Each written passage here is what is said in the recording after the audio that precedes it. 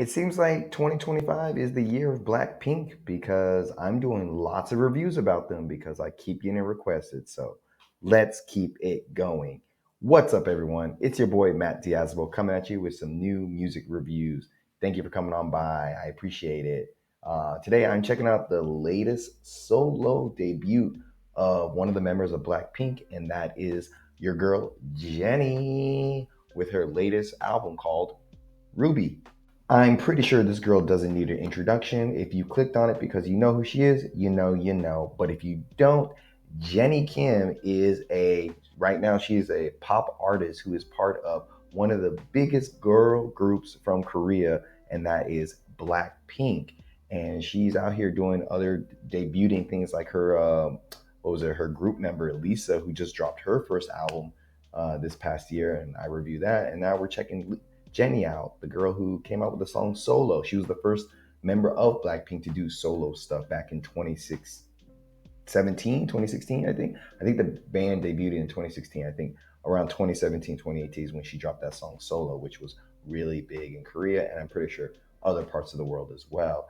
And I'm kind of curious to see how this solo endeavor from her will stand up.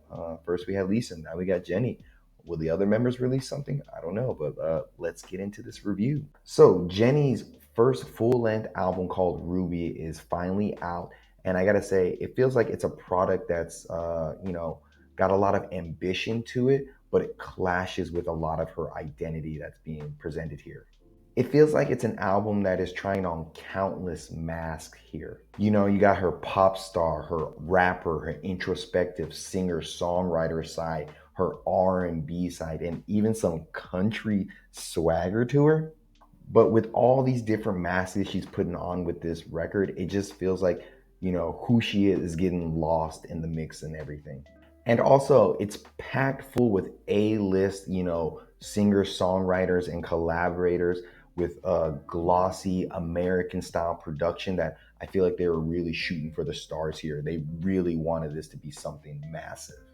But with all this ambition, it really struggles to feel grounded in what and who Jennie is. And I would say the album opens up on a promising note with the song Jane featuring FKJ. It's a gentle and well crafted introduction.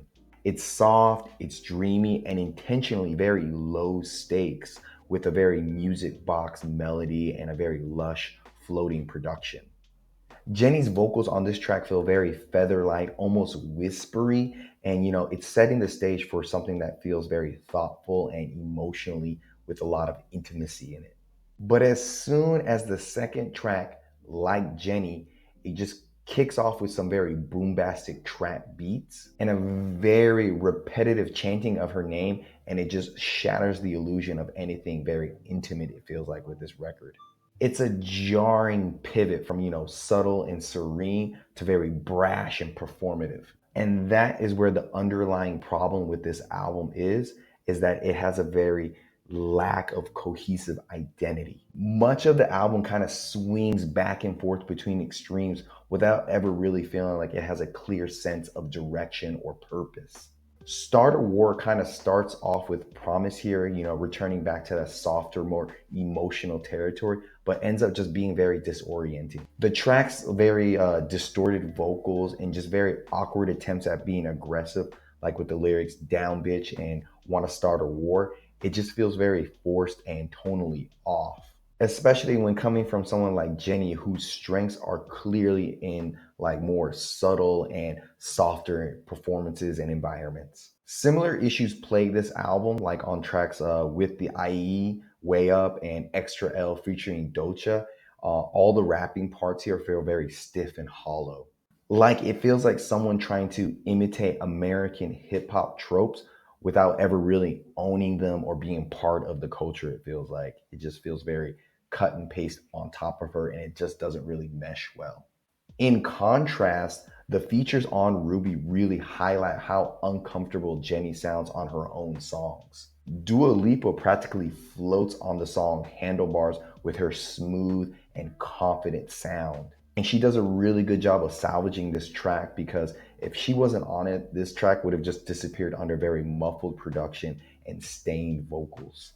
Doechie's verses on Extra Large or Extra L carries more presence and authority than Jennie's entire performance. And then you have Childish Gambino and Kylie Uchi, I think I'm saying that name right, where they really help elevate the song Damn Right, and having one of the few moments on the album that really does a good job of fusing that US style production and Jennie's fine like vocals finally click with everything. Production wise, Ruby leans hard into aesthetics that are very part of the modern American pop and trap culture. Using big name producers like Mike Will made it to lend their signature sound to her music.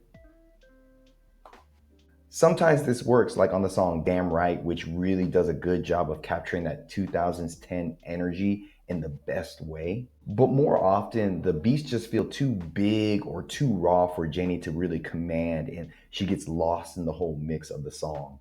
On tracks like Soul City and Filter, there's an uncanny dissonance between her delivery and the music itself. A disconnect that is very especially like noticeable when she's trying to sound really edgy or streetwise. She just doesn't really pull it off. Lyrics like, bulletproof glass or lines about gun violence and foreign cars just feel very unearned and just almost like she's cosplaying as somebody else or like trying to be an American when she's not. There are moments on this album where things kind of slow down a bit and something kind of genuine really peeks through. Starlight is a very quiet highlight on this record because it's very understated, emotional, and supported by like some good production to really let her vocals really breathe on this track. Mantra, while being a bit offbeat and a little bit sonically wonky, it offers a very playful energy that feels very authentic than most of the rap stuff that she's trying to do here. And then you get like the final track here called Twin, which is like a weird but oddly effective left turn into some really acoustic country storytelling style of playing. It's probably the most sonically disjointed song from this entire record. She does a lot of Heineken references and Ashanti shoutouts that do feel a little bit like out of place, but at least they feel kind of personal, I guess. If Ruby is meant to show off, Jennie's versatility, it certainly does that. But at the cost of this versatility, there's a lack of cohesion and clarity throughout this whole project. The constant shifts between, tone, genre, and personas leave the album feeling more like an experimental playlist than a really fully like realized body of work. At its best, Ruby, offers some glimpse of, vulnerability and some artistry here and there. But way too often, these moments are buried under like moments of overproduction, mismatched collaborations, and a lingering sense that Jennie is playing these different roles than actually really embodying them. Overall, it's a very ambitious but uneven album with some standout features here and there and production that can't disguise the lack of, vocal conviction that Jennie doesn't have here or, her identity cohesion. It's very all over the place. So I would give this debut album from Jennie Ruby an okay to decent 5 out of 10. Links down below. Tell me what you thought about this album, your favorite tracks, some other K-pop artists or other artists I should check out. And like always, I will see you in the pit.